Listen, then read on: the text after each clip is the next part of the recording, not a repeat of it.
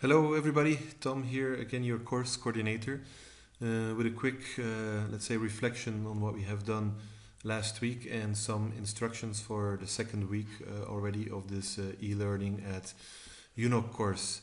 Last week was basically our introduction week, our getting started week, and we hope you got familiar with the platform. Some of you commented that, let's say, the outlook of how we used Moodle is interesting. We will come back to that.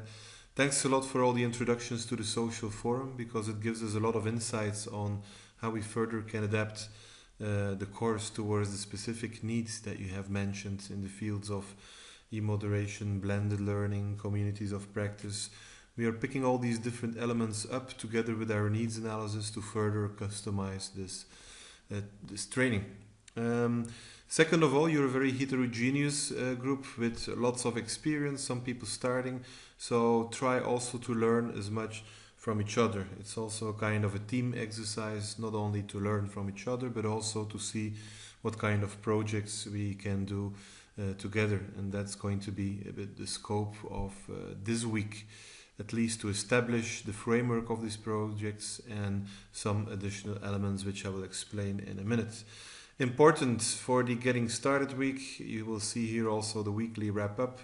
If you click on that, you will see that Shahira nicely did a wrap up from the different things that were happening last week, not only from the social forum, but also the two collective webinars, some tips for trips, and then finally we are adding as we go new resources. The first one that was uploaded was the ITC-ILO webinar manual on how do we conduct our WebEx webinars. We did a traditional webinar, two additional collective webinars will follow soon using different methodologies and also using different functionalities of the webinar software. So let's move to week 2 then.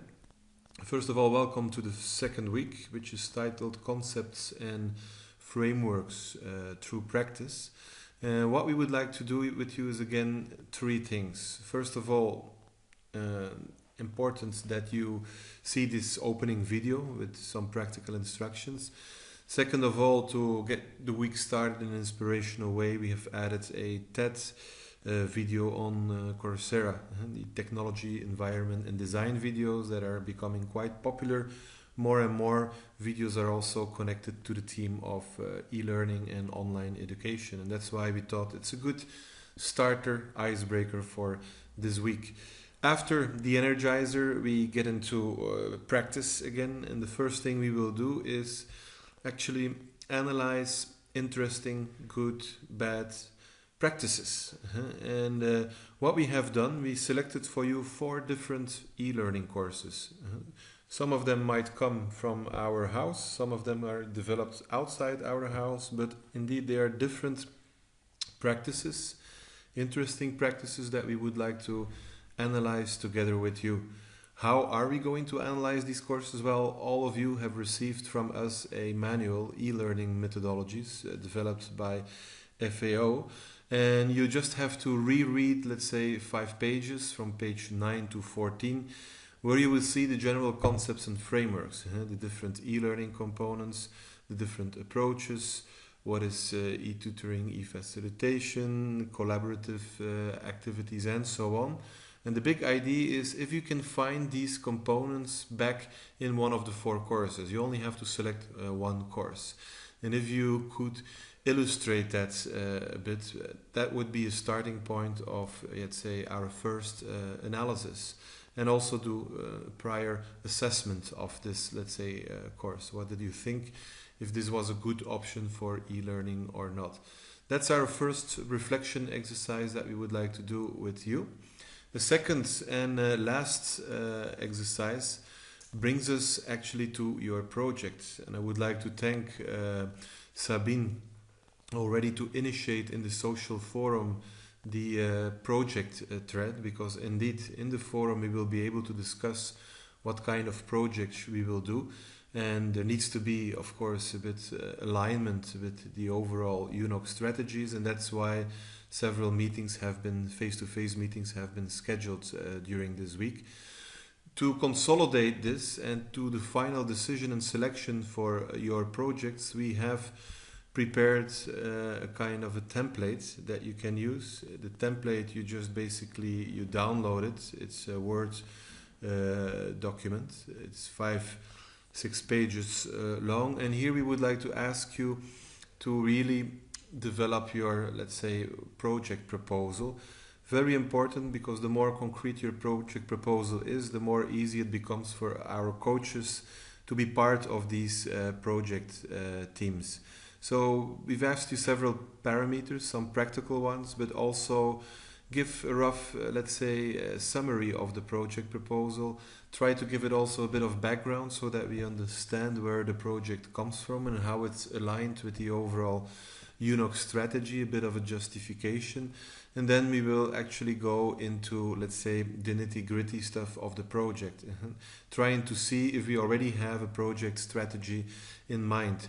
See what we have learned from past reflections or lessons learned from the past. See if there are different project steps that we're going to take into account. See what is the overall, let's say, objective of the project and what kind of concrete objectives, and then in a later stage, what outputs and activities do we need to foresee there. With outputs, we refer to specific products. With activities, refer to what kind of activities do we need to do in order to reach these. You will see that there's some project language or project cycle language in this document. Don't see it completely abstract. Try to fill it in from your perspective. For us, it's just very important that we have a sequenced approach towards it so that we can follow the entire reasoning after this project. There might be some questions that for the time being you don't have an exact answer. For example, we ask questions on the sustainability.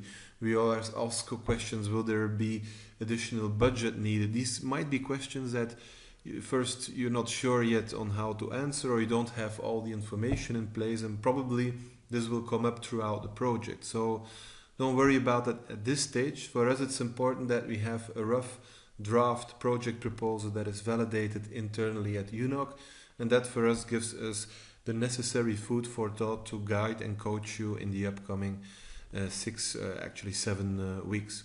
So that's it more or less for the second week. Of course, if I've seen that new discussions might arise in the social forum.